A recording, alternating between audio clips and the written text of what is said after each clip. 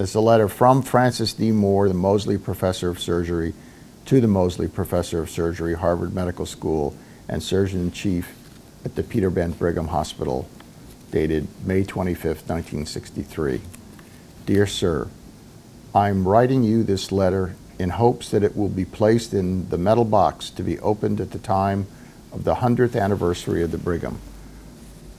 First, as a detail, let me state that we've had the 50th anniversary celebration of unparalleled pleasure and success. One of the features was an entire day devoted to surgery. We handled the arrangements and mailings of this entity through the surgical office so as to avoid cluttering up the work of the main reunion group. We had 182 surgical alumni return for a seminar lasting the entire day on careers in surgery.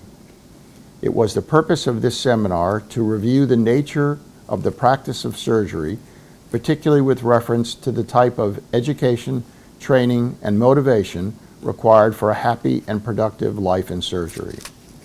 After this, we had a banquet, which was very congenial and pleasurable, if slightly noisy at the time.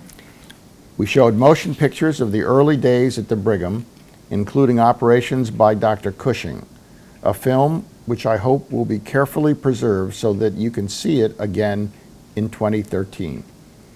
We are conscious of the pleasures that accrue from having the alumni return and from having these pictures, and from the concept that the Brigham is a group of gentlemen concerned with improving surgical care and giving the best of teaching to their students while at the same time giving the best of care to their patients, and with a certain esprit de corps which gives them much pleasure at such occasions. We have since that time received many letters stating what a happy reunion was held. A copy of the program for the Surgical Career Day is also enclosed. Of other things, I need not write since you can read them in our old annual reports. The year 1963 is a year of homotransplantation. We have one patient who is well with a cadaver kidney at about 14 months. However, his blood urea nitrogen is quite elevated, and he is not the possessor of entirely normal renal function. We've had several other transplants, many of them doing well. The best type of situation seems to be that of a family donor. We've had a high mortality, however, and many difficulties. Even the identical twin, which was the first of the series now totaling about 20, died about 8 years after his transplant of recurring glomerulonephritis in the transplant. My own work has to do with liver transplantation. We have not yet attempted a human case. We have many problems with the animal operation and many difficulties yet to overcome. The spirit of the times is expressed in the thought that homotransplantation of tissue and organs is at the next great field of surgery. At one of the reunion seminars, I tried to emphasize that such advance is such an interdisciplinary matter that it should be regarded as the next great advance of human biology, rather than taking all the credit for surgery. However that may be, I envy you the fact that 50 years later, you'll be able to say whether or not this dream came true.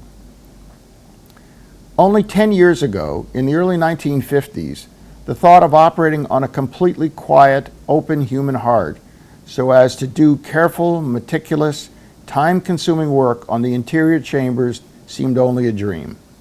Yet it is now a daily reality. We tend to extrapolate from such experiences and say that science conquers all. Let us hope that this analogy holds true for the transplant field. At the present moment, I have been professor for 15 years and head of the department here at the Brigham. At the time of my appointment, I had approximately 32 years to go up to the retirement where I'm fortunate enough to live that duration. Therefore, the time of this reunion and of this writing, I'm about halfway through my period of time here. My major problems have been securing sufficient funds to carry on our research program.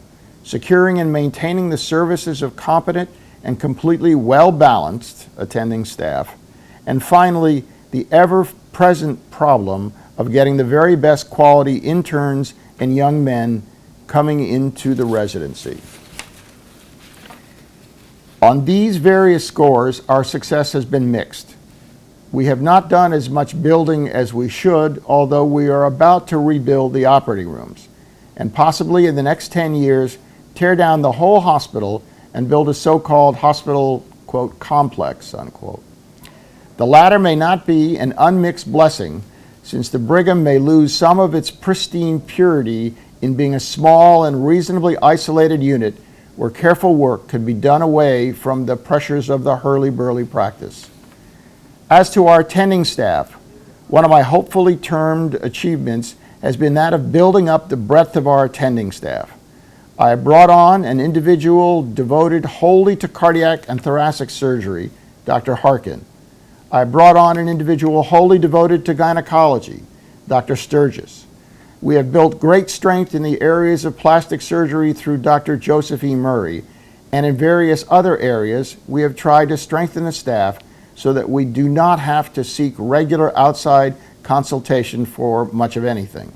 As a matter of fact, at the moment, it is quite the reverse, since many of the hospitals in the Boston area must come to us for consultation in various areas in which our staff has achieved unusual accomplishment or expert experience. My own life at the Brigham has been a very happy and busy one. I came to the Brigham from the Massachusetts General in 1948, and at that time I felt that I was moving from a very large hospital to a very small one. Since that time, not only has the Brigham grown, but I have appreciated increasingly the complexity of human relationships involved and the immense opportunity of working with a small hospital in which all the activities and all the, quote, corners of the staff can be viewed and hopefully assisted. Although the Brigham is one of the smaller university hospitals in the United States at this time, there is no question in my mind but what the position which I now hold and which you are holding 50 years hence is one of the most magnificent opportunities in the world. My congratulations and best wishes to you. By coincidence, I was born in 1913, the year the Brigham was opened. I therefore would have had the dubious pleasure of being 100 years old were I able to shake your hand at the time that you read this. Very truly yours, Francis D. Moore.